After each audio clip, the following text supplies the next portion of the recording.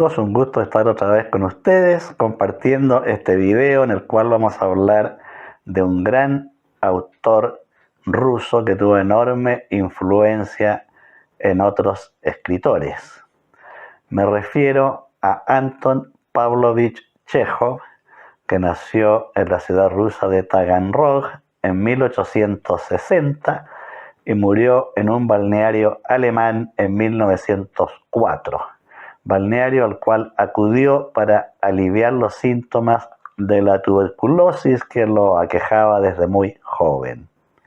Chekhov fue hijo de un pequeño comerciante dominado por el vicio del alcoholismo que lo maltrataba brutalmente siendo el escritor un niño. Eran 6 hermanos, 5 varones y una mujer. Chekhov estudió medicina, se tituló de médico y paralelamente empezó a escribir relatos de corte humorístico. Siempre vivió aquejado por la precariedad económica porque ayudaba a sus otros hermanos. Y fue precisamente esa necesidad de obtener más dinero lo que lo impulsó a enviar sus cuentos a los diarios y fueron acogidos por algunos editores que los fueron publicando y esto le permitió gradualmente ir alcanzando mayor fama. Sus relatos, como dije en un principio, eran humorísticos, pero fue avanzando por consejo de amigos y otros escritores a obras más serias y profundas. Escribió también crónicas y artículos y obras de teatro. Son muy conocidas sus obras El tío Vania, El jardín de los cerezos, La gaviota y Las 3 hermanas. Estas obras fueron representadas en el famoso Teatro del Arte de Moscú, dirigido por un grande del teatro como Konstantin Stanislavski. Los métodos de este director fueron más tarde imitados y aplicados en Hollywood. Fue precisamente en el Teatro del Arte donde Anton Chekhov conoció a la actriz alemana Olga Knipper, con la cual se casó. No tuvieron hijos, pero Olga sintió un gran afecto por el único hijo varón de su hermano Konstantin. Este muchacho se llamaba Liev Knipper y llegó a ser un importante autor musical. También en la ya Unión Soviética tuvo un oscuro paso por la policía secreta dirigida por el siniestro Lavrenti Beria. Pero, como decía Rudyard Kipling, esa es otra historia. De modo que concentrémonos en Anton Chekhov, que es considerado con justicia el padre del cuento moderno, por la calidad y variedad de sus relatos. Chekhov era un admirador de la brevedad. Él siempre señalaba que había que intentar decir el máximo con el mínimo de palabras. Su prosa es sencilla, directa y clara. No utiliza trucos ni artificios técnicos porque no los necesitaba, dado su gran talento narrativo. Sus personajes son sacados de las clases medias y bajas de Rusia, a las que trata sin idealización ni crueldad. Su pluma entra en el tejido social como un bisturí y va denunciando la estupidez, el egoísmo, la avaricia, la mediocridad, la desidia y las brutalidades que a veces están detrás del actuar humano. Es decir, va mostrando las luces y sombras de nuestra sociedad.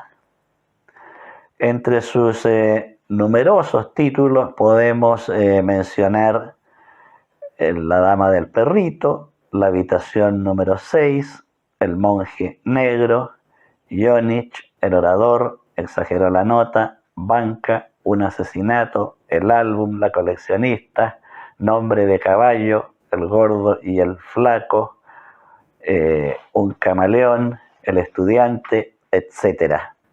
Fue vasta su producción cuentística. Por ejemplo, en el cuento titulado El orador, parte el relato diciendo del protagonista que murió a causa de dos vicios muy frecuentes en Rusia: una esposa maligna y el vicio del alcoholismo. En El gordo y el flaco nos presenta a un sujeto que siente una servil admiración por el estatus superior que tiene un amigo con el cual se encuentra. En la habitación número 6 nos relata la historia de un abandonado hospital psiquiátrico donde el director de este hospital cultiva la amistad del loco que ocupa la habitación número 6 y llega a la conclusión de que aquel trastornado es el único hombre con el cual puede sostener una conversación elevada. De este modo empieza a visitar periódicamente a este loco en su habitación y esto le acarrea la observación maliciosa de los otros médicos que concluyen que el director también está loco y lo encierran en la habitación número 6. En Exageró la nota encontramos un personaje que viaja en un carruaje tirado por caballos en un paraje que no conoce y, movido por el miedo, llega a actuar de una manera completamente imbécil. Así, Chekhov va descubriendo las miserias humanas en cada uno de sus relatos. Decía él que estaba casado con la medicina, pero su amante era la literatura. Y sin duda fue esta la que le dio fama y también contó, hay que reconocerlo, con la amistad y el apoyo de Máximo Gorki, que descubrió de inmediato el talento de este autor.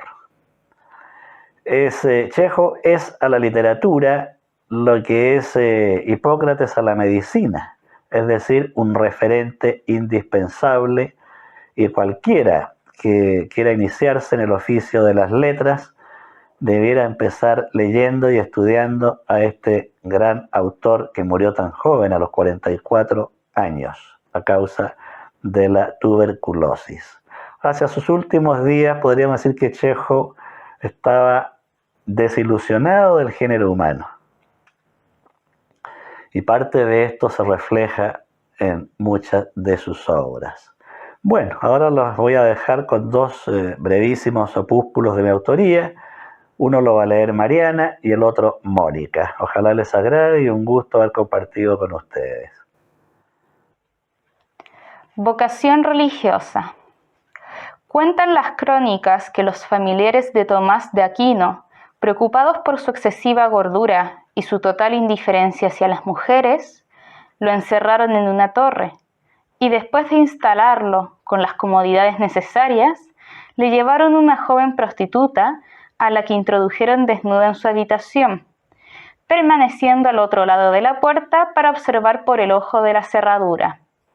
Pero en lugar de lanzarse encendido de pasión sobre la perdida hija de Venus, Tomás asió una tenaza de hierro y, cogiendo una de las brasas que ardía en la chimenea, persiguió a la muchacha, que profería agudos gritos de espanto.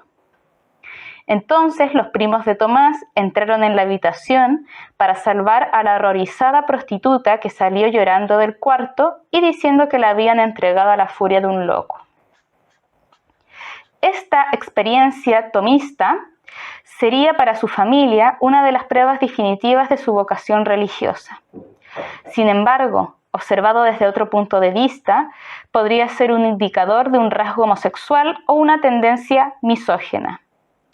También que la gordura mórbida le impedía consumar la cópula y, para no hacer el ridículo, prefirió la amenaza como un símbolo de dominación.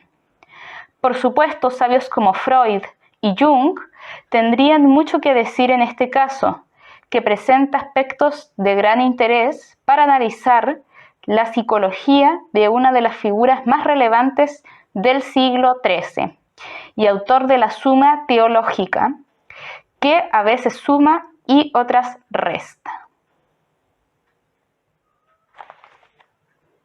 Castores. Los castores siempre han tenido fama de ser organizados y excelentes arquitectos. Tal vez podrían ahorrarse millones de dólares si se los incorporara al Ministerio de Obras Públicas. Además de esforzados y eficientes, los castores son honestos, algo que no siempre se da entre los seres humanos, tan adictos a los placeres y las comodidades, sin importar cómo se obtienen.